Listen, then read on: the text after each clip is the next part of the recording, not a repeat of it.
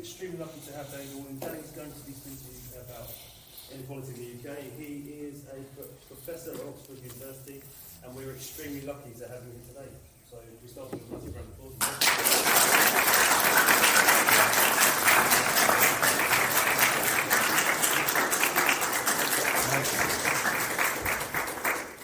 I'll stand in the middle of the stage so you can see me. Thank you for the invite. You get a slightly different morning, I guess, than normal. I'm a university professor, which means I have a lot of freedom. I do a little bit of teaching, but nothing like the amount you have to do. I do have to write academic papers, which are short things in journals that hardly anybody reads, and I get to write books, which might sound daunting, but they kind of get easier over time to write. Although not many of you read books, probably. Far less of you read books than my generation did, because you've got things like phones and social media and YouTube. So we also produce videos and other things about the world. I'm going to tell you about inequality in Britain. I'm going to tell you about the next crisis. I'm going to tell you about the kind of things we study at university. We don't have any national curriculum at university.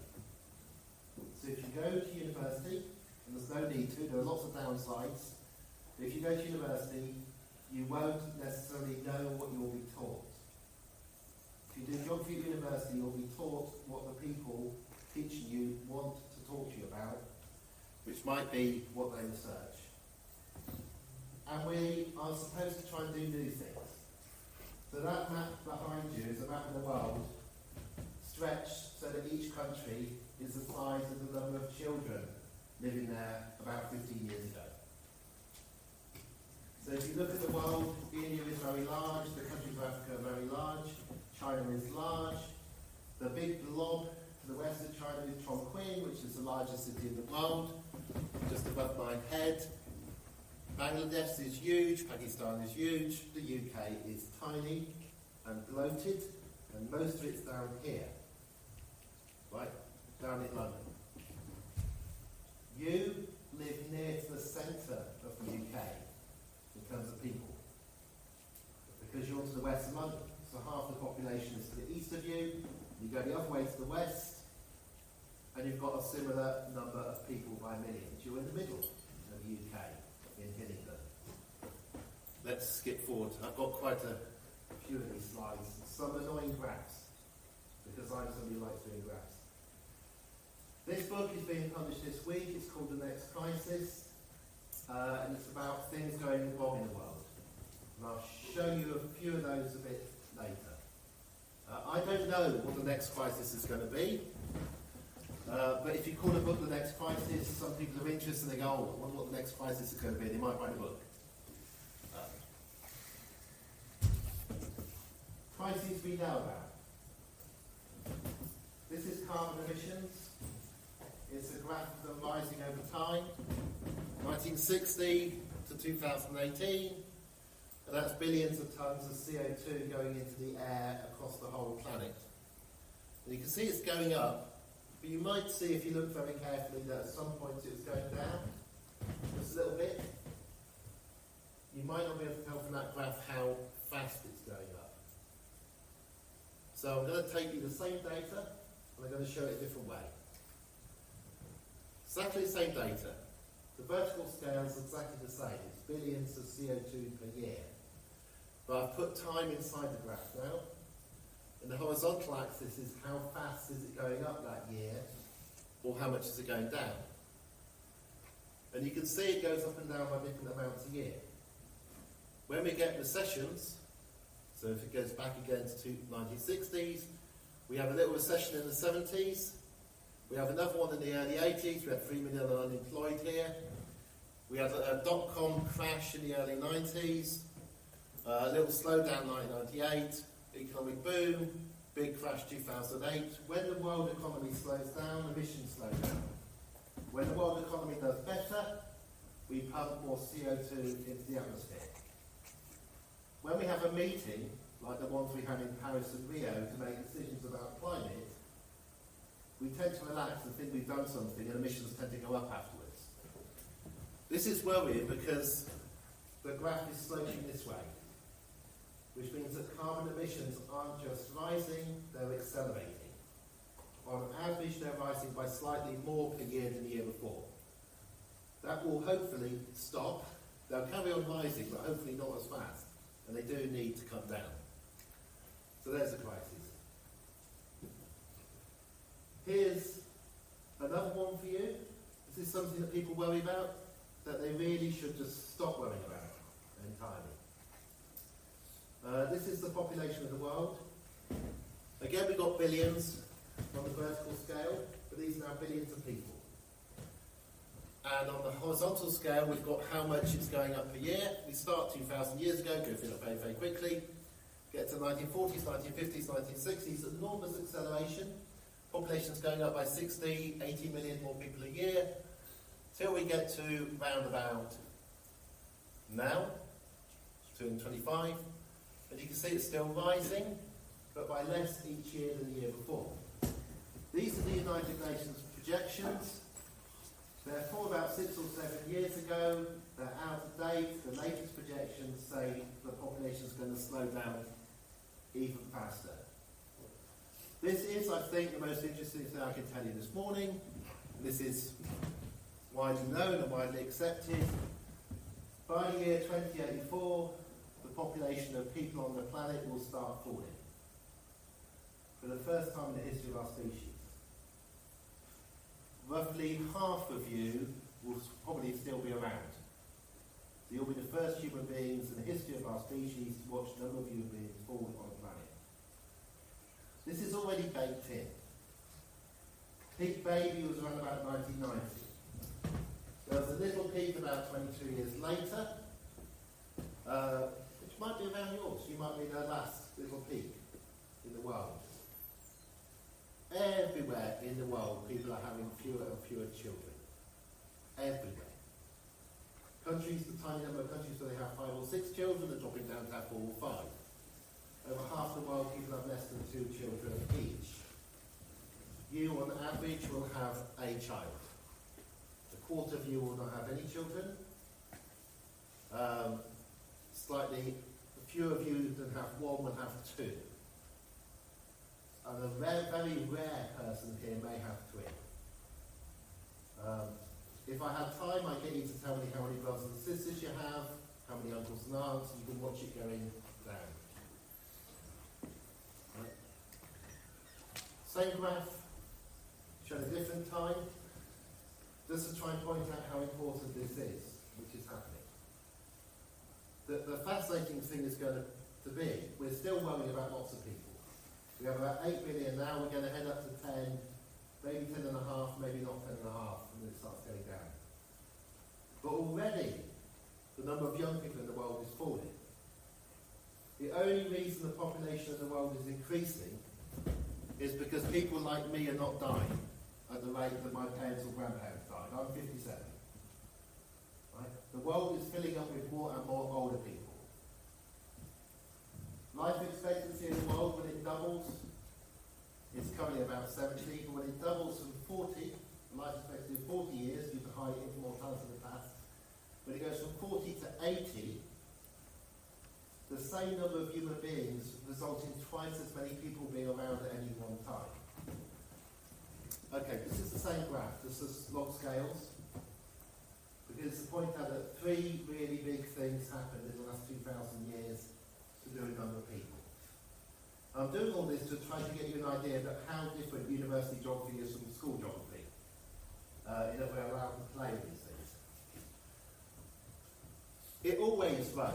The population of the planet always grows. Even during the Black Death it grows, if the Black Death was local and into some areas. But there was a huge slowdown after the year 1500. That was us from Europe going to the Americas and taking our germs. And 60 million people dying in the Americas after 1492. The second slowdown after 1820 was again us. It is Europeans invading almost every country in the world.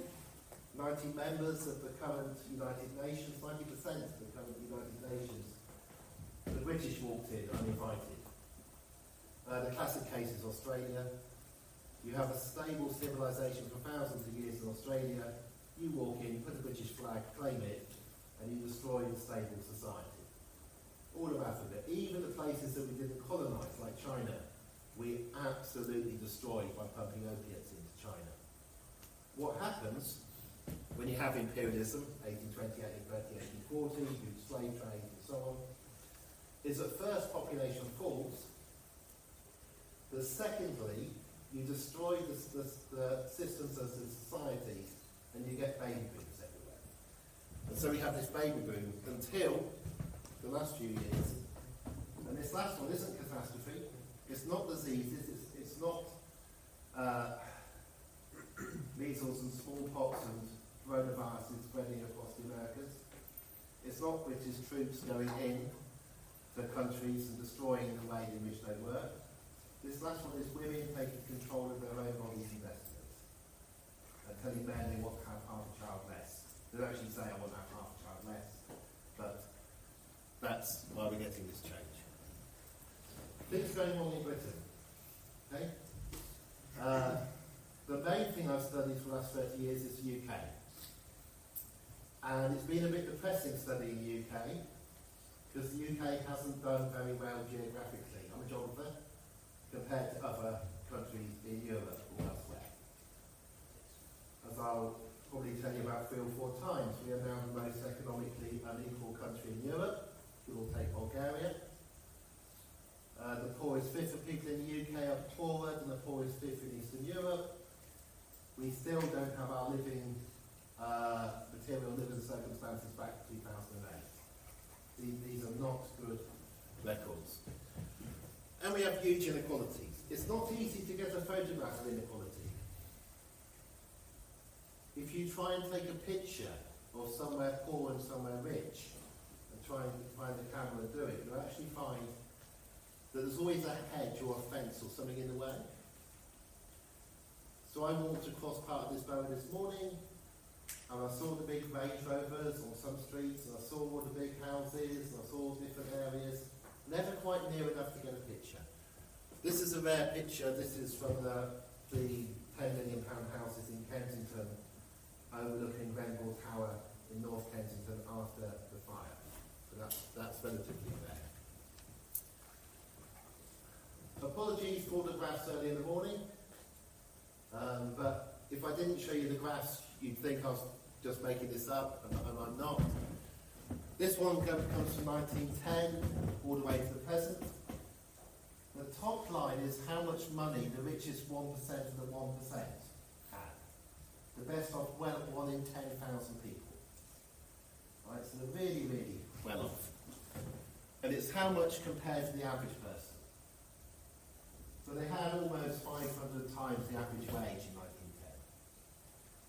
The richest 1% of the 1% in 1910 were the aristocracy. They owned big country houses, absolutely full of servants. The most common job for the women in this room, if you were born 110, 120 years ago, the most common job you would have would be to work in service as a maid. That was the most common job, because we were an incredibly unequal country 100 times 120 years ago, and also the richest country in the world. Those richest people made their money, their income came from their overseas investments, what they owned in other countries. And you can see it comes plummeting down and down and down. After the Second World War, we taxed the people who owned the big houses in the countryside. We made them pay inheritance tax when they died. So they had to give their houses to the government. So if you visit a stately home now, there'll be a little flag saying, given to National Trust. It was only given because they had no other choice but to give it. Nobody actually gives up a big house. By the 1960s and 70s, there were almost no servants left in Britain. We were incredibly equal by this point. And this is the point when I was the age you are now. So I went to school like this one, except it was in Oxford, not in London. times were very different. So just half a dozen of us went to university. There was full employment still in the south, so most people went to work in a car factory. But when I went to school, we were the second most equal country in Europe, large country. Only Sweden was more equal. So the gap between rich and poor had never been smaller. Nobody worked as a servant. We have modern day servants again. They're not necessarily people who live in your house, but they're people who do things for you. Somebody who come and clean your house, somebody who might deliver your food. One reason that people hated being servants in the past was that they couldn't have children. Because if you live in a big house, you're not allowed to have a baby. If you want one way of thinking about service today, there are jobs you can have in Britain where you can't afford to live in a situation where you can have a baby. And often, in a sense, you'll be the servant again. It all turned around in the late 1970s, and the inequalities went up and up and up, faltering now. Most complicated graph. The red line is the UK. And this is public spending as a proportion of GDP, which is GDP is gross domestic product, everything we made through. It's the same roughly as taxation, give or take government borrowing. And way back in the 1980s, it's about 40%. It dropped during the 1980s, that was somebody called Mrs. Thatcher. It then rose a little bit under somebody called John Major. It then goes down a little bit at the start of New Labour. We got to the year 2000. A bit more of Labour public spending rises, partly to pay for a war in Iraq, but it does go up a bit. You get a big rise in 2008. That's the thing called the banking crisis. We're now getting towards the area you know. We then have austerity under George Osborne until we get here, March 2020. That's COVID. That's furlough. That's the government keeping everything going. And then we have the cuts again, and now we're flatlining. Now, the reason I'm showing you the graph is I'm a geographer. There's two big blips, banking crisis, pandemic. When really bad things happen, governments have money. If the government ever tells you it doesn't have money, don't necessarily believe it. In general, that red line is rising. So when people say that taxes are at the highest they've been for 70 years, they're right. We are taxing and spending more than we used to. But we're taxing and spending less than all these other countries in Europe do. And those differences are enormous. We live in the part of Europe with the smallest state, the smallest number of public goods, the lowest funded schools, the worst funded hospitals, the most derelict public housing. Somebody has to. It's the UK.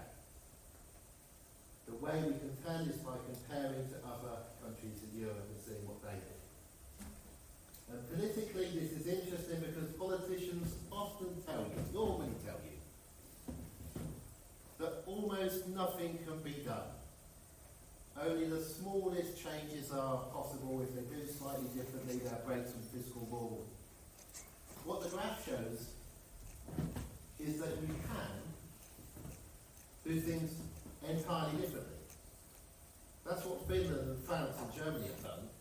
Germany is the black line in the middle. Germany spends €1 billion more euros a week on its health services than we do. It's possible to do that. The best example I think I can give you is schools. We have the most divided school system in the world. The country we compete with is Chile. Chile spends roughly 30% of all its money on just 7% of kids, and we spend 30% of our money on just 7% of kids. That's the UK private sector. The rest of mainland Europe has hardly any private schools. Almost all children go to state schools, largely to the nearest school. It's entirely possible. But what we do is we divide our children up, We divide them not just by whether they go private or state, but we divide them between state schools, and then we spend the least money on the ones who actually need the most money spent on them, or would be helpful. We spend the most money on the ones who already have an advantage.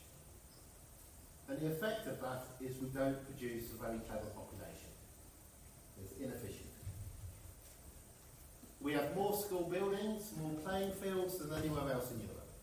We have more teachers and more teaching assistants and more caretakers. It's just we distribute them really, really badly. London, 20% are going private. But those private schools in London will have the majority of the facility. It's not an efficient way of doing things.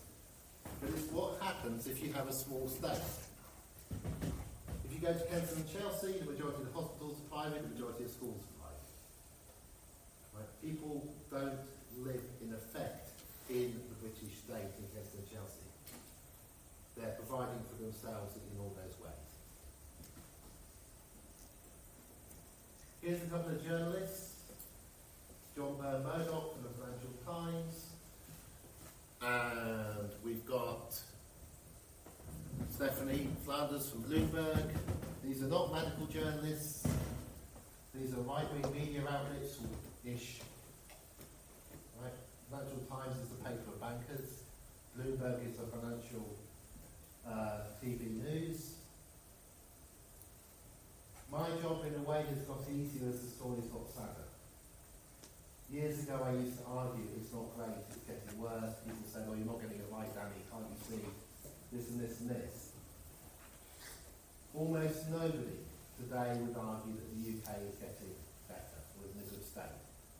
Now, that's actually good news for you. It's not the good news for me, it's good news for you. Because almost certainly the only way it's up. When you are doing badly as a country, it's quite hard to carry on doing that badly. Quite expensive. I'll give you an example. My grandfather was born in 1916, at the peak, the last peak of inequality. He took part in the general strike in 1926, on the side of the baddies. His brother took his bike in the 1930s to go and look for work, mass unemployment. He had to go and fight in the war, in the Second World War. But when he came back to a world where we created full employment. There were jobs for everybody in the 1940s, 50s and 60s. He could get a mortgage and get a house by the 1960s and 70s. The majority of people could get a mortgage and a house. And if they couldn't get a mortgage, they could get a secure council flat or house which they could live in for life. And if you paid your rent, you lived in for life, and if you paid your mortgage, you lived in for life. No young people, when my grandfather was an adult, had insecurity of tenure. No children thought they wouldn't be able to stay at home. There were almost no children in private renting. He watched the country getting fitter and healthier. He lived through the years in which we had the highest life expectancy in the world of any large country. He watched the National Health Service boom. Remember, he'd grown up before there was one.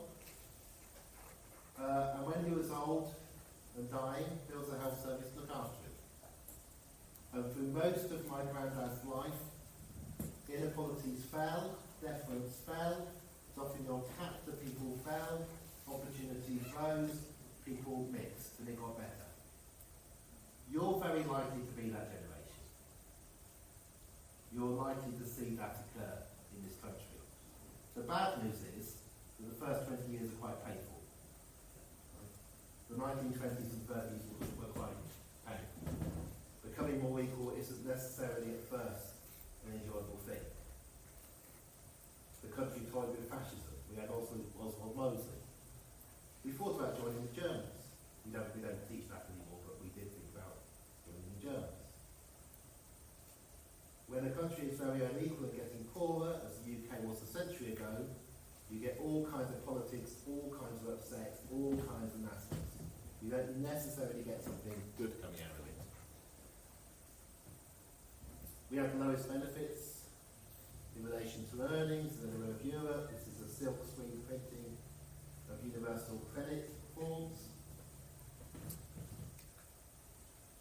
7 children. We're going to get to the crisis, don't worry.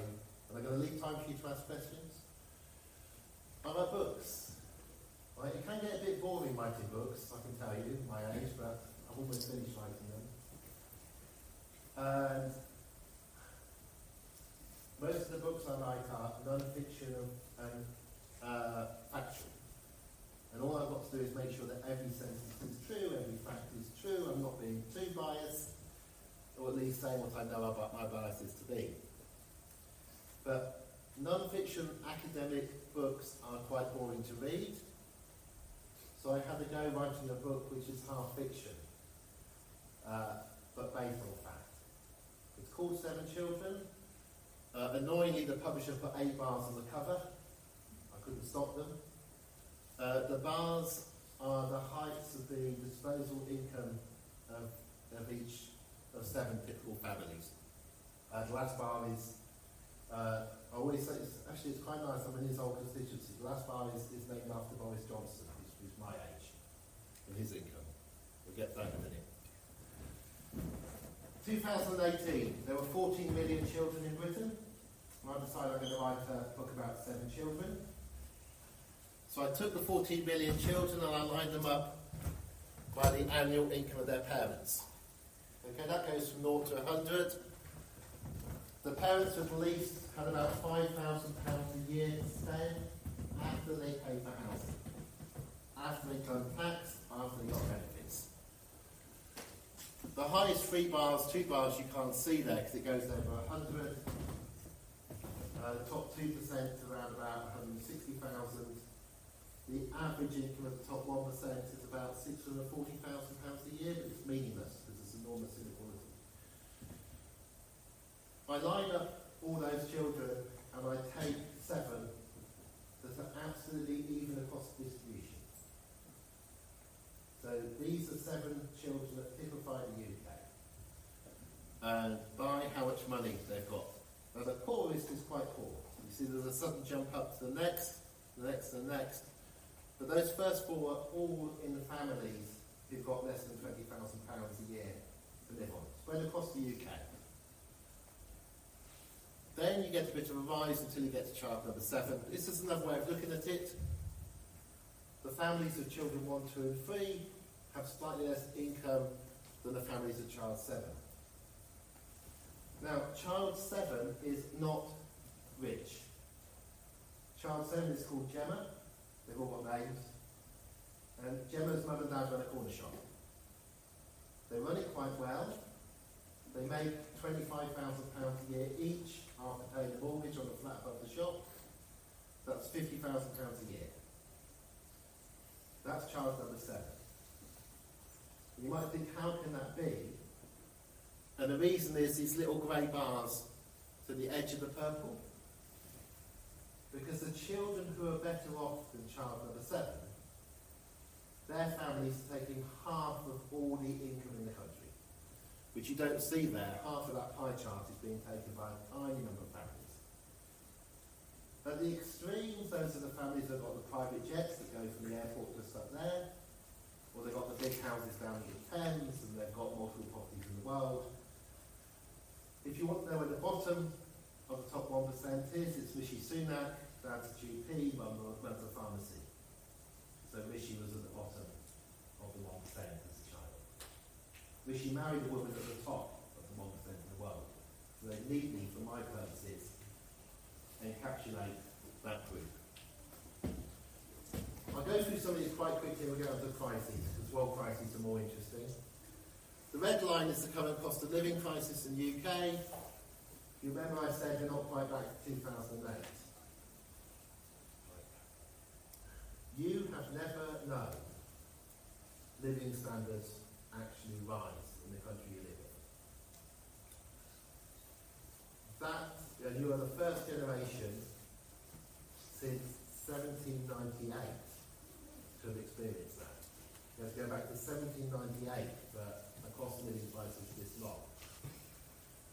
This is the inequality rise, just to give you an idea of how dramatic it was that occurred. And since 1997, we basically plateaued. Right, the gap between rich and poor hasn't altered at all. Really big gap, not getting better, not getting worse. I'll let you look at that one, I won't describe it, but they're going downwards. So inequalities are falling in most countries in Europe. There's lots and lots of good news in the world, just less here. This is the most good news graph. Right, this is United Nations child poverty data that they produce every few years. This is the most recent. And it's a change in the last 7 years to around about 2021. And it's incredibly good news. Well, I don't want to make you depressed. These purple lines are falls. This is Poland, child poverty falling by almost 40% in 7 years. Slovenia, Latvia, Lithuania, Korea. Have you watched Squid Games? You've seen the movie Parasite? I know it's a bit older. Korea's kind of poster child for inequality in the Far East. Anyway, Korea's getting much better. Estonia, Canada, Romania, Portugal, Croatia, Japan, Ireland, Malta, Greece, Belgium, Czechia, New Zealand, Bulgaria, Chile, United States. Kind of falls, Slovenia, Spain, Sweden, Colombia, Italy, Finland. Right? In most of the countries, it's all the ones you can measure, child poverty is falling. Right? Incredibly good news. There's loads of good news. Child health around the world is getting better.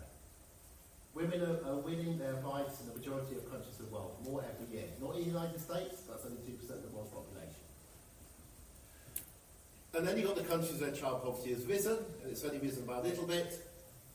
And then the four below the top is Norway, Switzerland, France and Iceland, which have lowest rates, and it's risen, that's bad, but it's risen from very low. And then, you see what I'm going to, there's the United Kingdom. We were already bad, and we had the biggest rise in child poverty in the recorded world, in the most recent period. Right. So this is the United Nations table. It's not good. The people in charge of your country got it wrong. Essentially. There's no way you can explain it. But I'm not necessarily being helped. If you imagine a class of 30 children, think about the UK as being a child in Europe in a class of 30. There'll always be one child in a class of 30 doing really badly. And it doesn't help to go, you're doing really badly, you're crap, right? That child will normally do better a bit later. But the UK, if you like, in Europe is that case. Right. Forget the UK, worldwide. And I've got about 10 minutes, I think. Yeah? So I got sick and tired of writing books about the UK because it got too depressing doing it. So I decided to look at what is, in theory, a depressing topic, but crises worldwide. What are the biggest crises that are on the planet? How do I define it? I decided to look at what people actually worry about. So I've looked at global surveys about what people say is wrong. There are lots of other ways in which you can look at crises. There are people who are employed to be risk managers, to identify crises and so on. But I'm much more interested in what people feel are the biggest crises. This graph is how often the word crisis is used in the English language for the last couple of 100 years. One interesting thing is it used to be really, really low. And it isn't that we didn't have crises in the past. In fact, in the 1820s, 1830s, 1840s, 1850s, there were wars all the time. Everywhere. Europe was just basically at war. And if it wasn't war, it was cholera.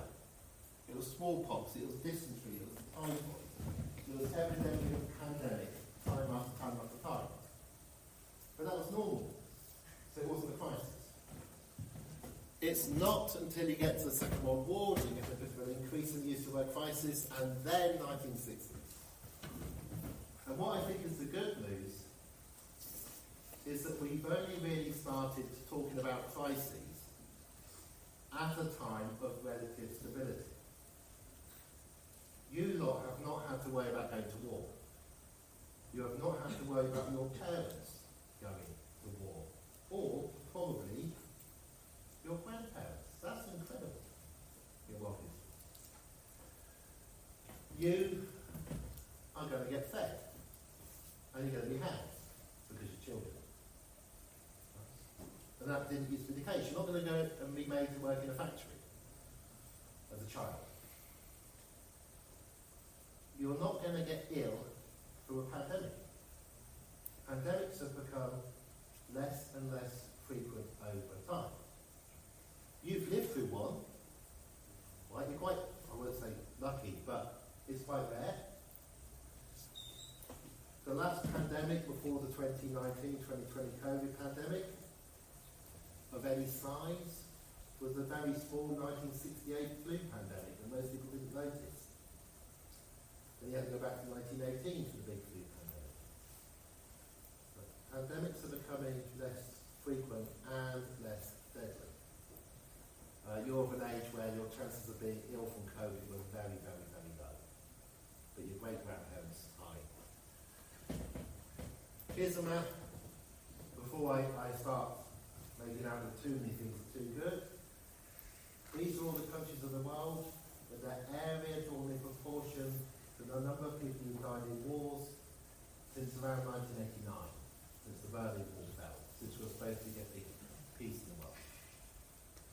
And just looking at numbers in a different way, I'm going to try and not say anything about that map, right? I'm just saying look at it, you know? Just look at it and draw your own conclusions. What I will say is think where the weapons came from, who made them. Think who started the wars in the various places, and not all wars.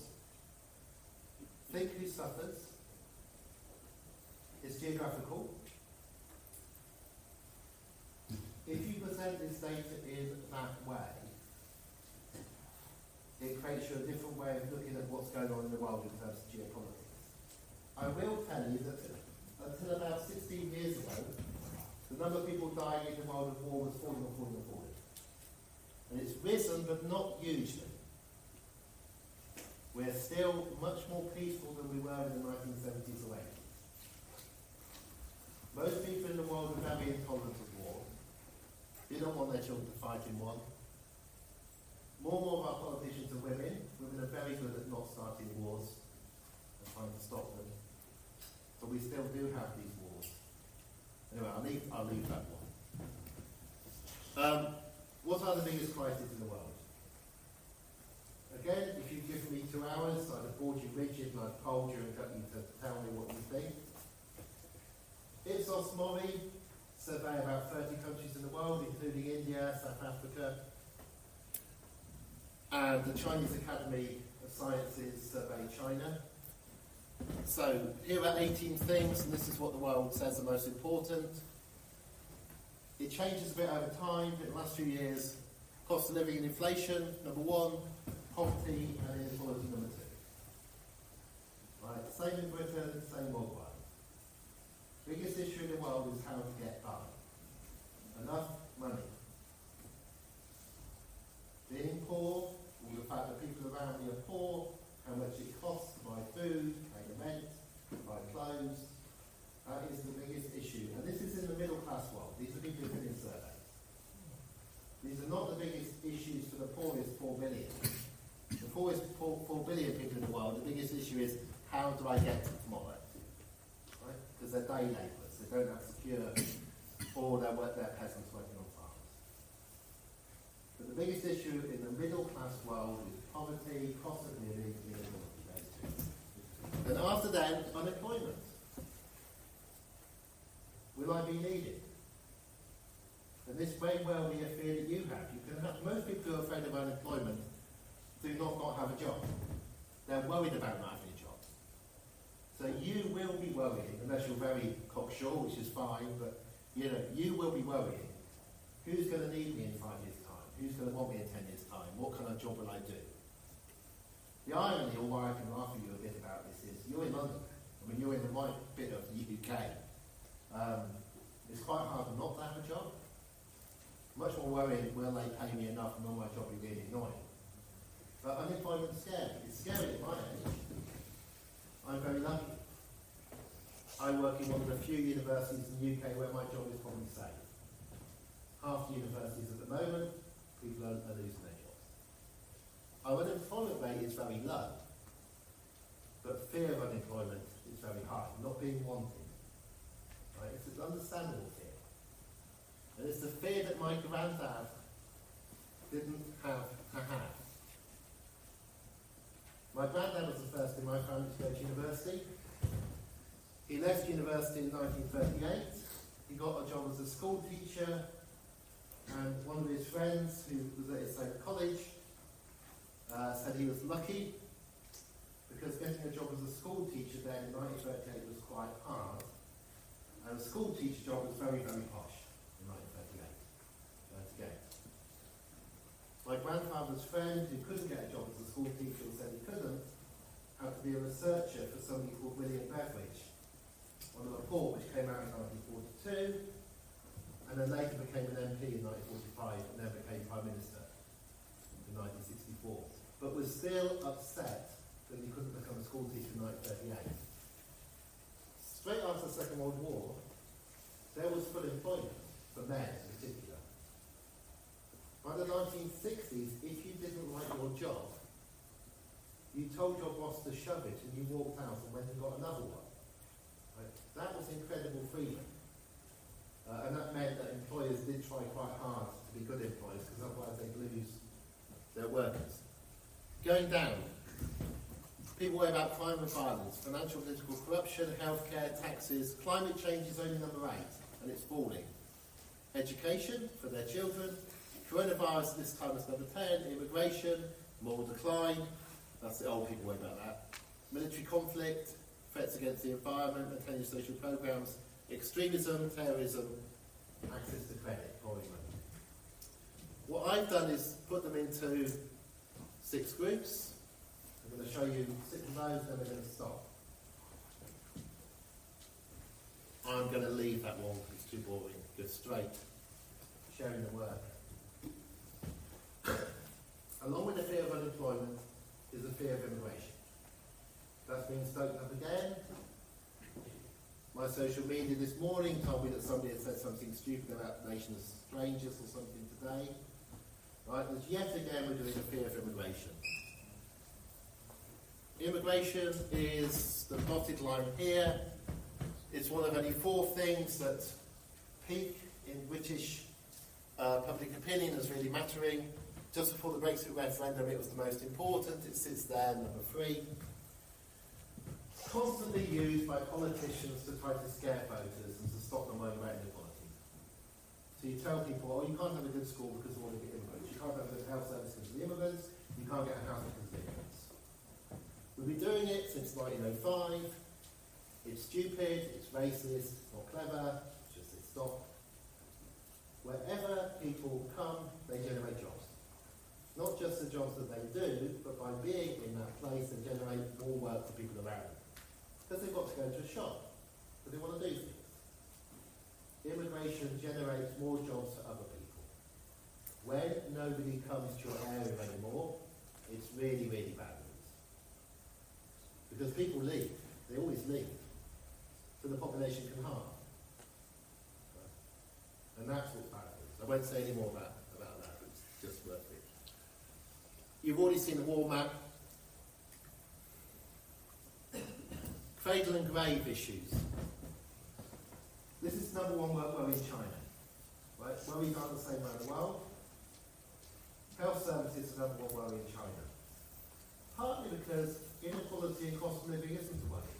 Even though China has high inequality, higher than us, because the standard of living has risen so much over the last 2 generations, it's not a fear. War isn't a fear in China. China doesn't go to war.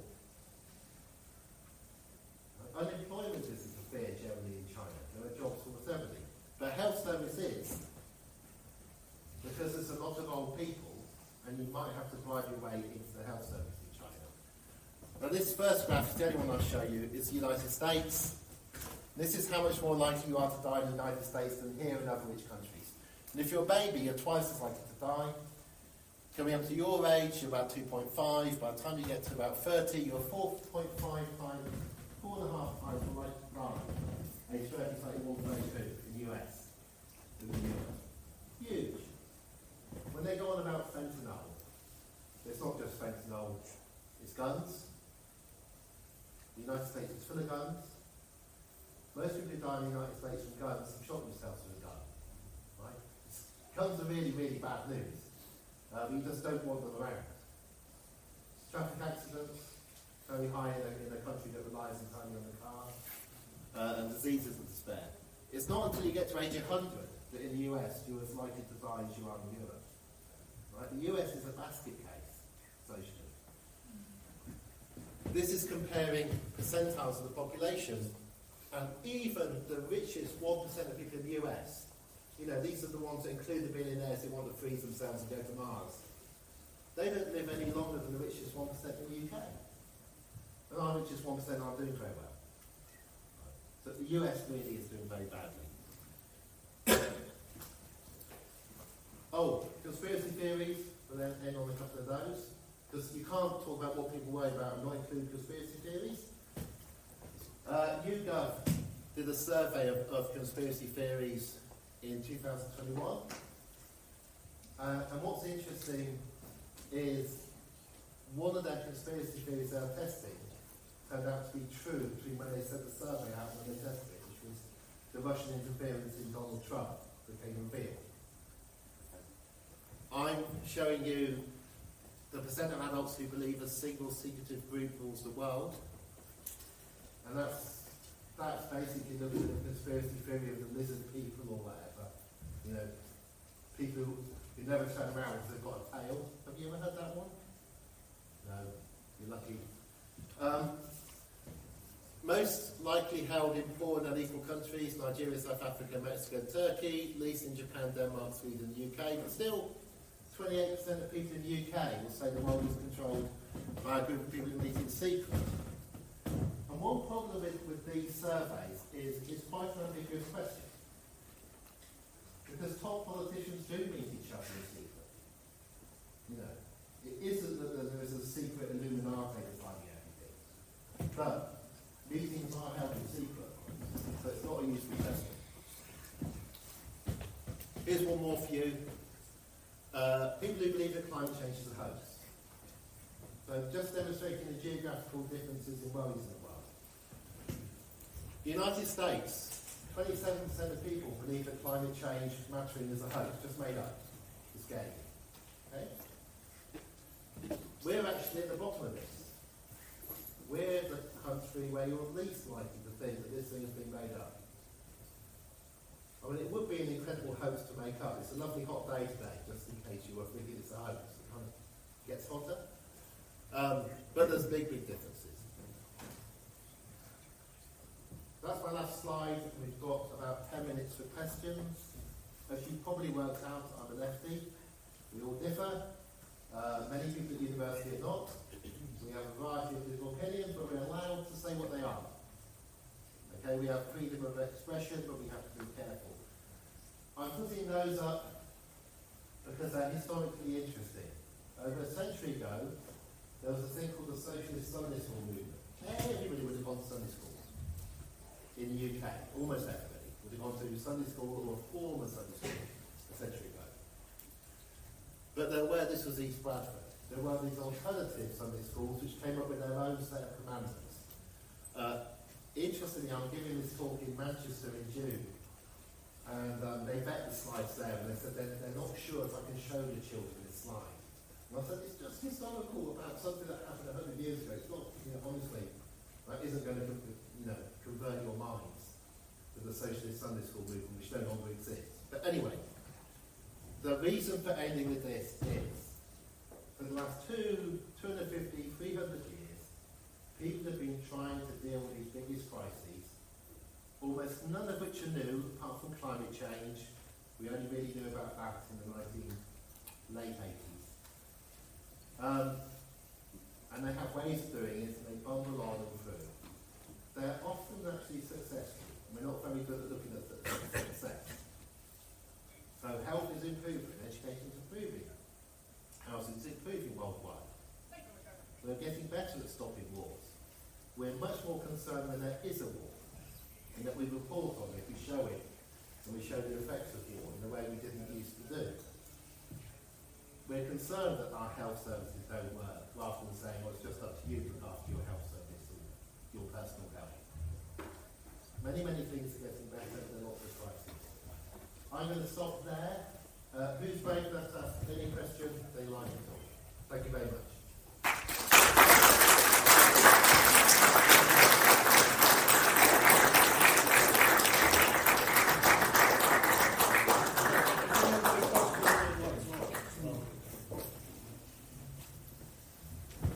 Anyone be a little bit shy?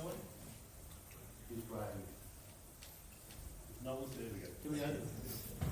So why is Nigeria the leader when it comes to like conspiracy theories? Oh, okay. Why is Nigeria Like in both parts, is it? you know, like Why is Nigeria at the top of this particular table there? yeah, Somebody always has to be at the top of a table. So one way to try to work out or guess, I mean, there are better ways to work out than guessing, is to look what's next to Nigeria. There's South Africa, Mexico and Turkey. So these are all very large countries. And in a large country, the people in charge are going to be a very, very small group. If you were New Zealand, you tend to know the politicians in charge, you might be to school with them. In New Zealand, when the main journalist was going to get a big pay rise, people went, oh, you can't take that, that's really bad, and we know you, we used to play with you. But in a large country, it's easier to think that the people in charge are doing it in secret. But also these conspiracy theories spread. This one, about a single secretive group running the world, is much more commonly held by young men and young women. Some of you will definitely have heard this. And if you haven't, in the next 5 years of your life, you will hear people saying, have you heard, there's a secret group, they meet on yachts, they're like this. Right? It's attractive to do it. There's more held by young men and young women that it occurs. And it kind of makes sense, or it's an easy explanation. Yeah? We know that the billionaires put more money than ever before. How they manage to do this? It can't be that we're so unable that we can't take control in democracies in our countries. So it must be a secretive group. I think political divisions in Nigeria are very high. Oh, and Nigeria is an incredibly young population. Right? And these are very young. Remember, these conspiracy theories are held most by younger men. So if you've got more younger men in your population, the percentage will be higher. South Africa, very young. Mexico, very young. Another question? Going to university, anything at all? About schools? What one measure would you put into place in the UK to make significant changes to the point? What one measure? The immediate one is like remove the cap on benefits according to number of children. Because it's just cruel. It's just cruel and it's relatively cheap. The second one is to child limits. But the really key thing about this is what you don't know. So, the part of Britain that now has the lowest child poverty rate is Scotland. When I was a child, it had the highest rate. Scotland is also the only part of Britain that has child poverty falling. The Scottish government have different powers. They raise slightly more tax, and they spend some of that tax on benefits for children.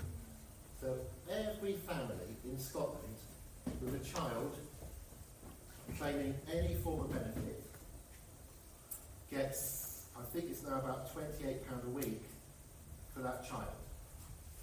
Extra, unpaid, but you lose nothing. So if you're a family of 3, claiming any benefit, which is about 2 out of 7 children, you'll get £4,000 extra a year from the government. No child in Scotland has to go cold, everybody can turn the heating on in winter, or hungry. So I just do that. And it's not a, wouldn't it be nice if we do that? Part of the UK is currently doing it. So you might think, why doesn't it happen? And it's partly because it was done by the Scottish National Party, and the Labour Party, who are in charge of the UK at the moment, don't like the Scottish National Party. And don't want to admit they got it right. But they may do. They may well within the next year, year and a half do it. And it has a huge effect. 56% of children with a brother and sister at the moment in England are going hungry, seriously every 3 times a month. So the effect of this is enormous, not just on things like child height, nutrition and brain development, but the sadness, suffering, angst, divorces. Mum and dad argue much more when there ain't enough money. Anyway, it's to me it's a no-brainer. And then you've got to ask, why isn't Rachel Reeves and Keir Starmer doing this? Many of their colleagues are asking them to do it. It doesn't cost much money to do it. And people love children, right? Because nobody can blame a child for the situation they're in. Whereas helping out older people, they can go, oh, you could have worked hard, you could have done this. Nobody, people love children. So typically, it's relatively easy to sell until a nation gets really selfish. People go, I want to keep all my money. Oh, I don't care if children are going hungry. And then you're in trouble. When your country becomes selfish.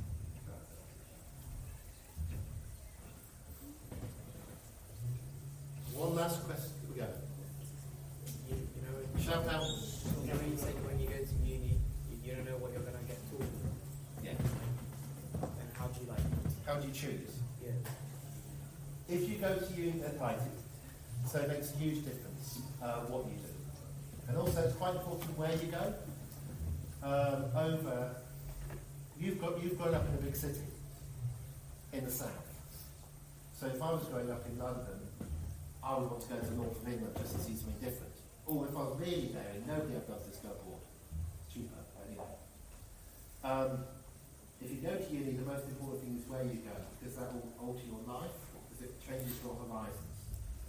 I grew up in Oxford, tiny little town, a bit like London, and I went to Newcastle upon Tyne, big northern city, utterly different, changed what I thought about the country.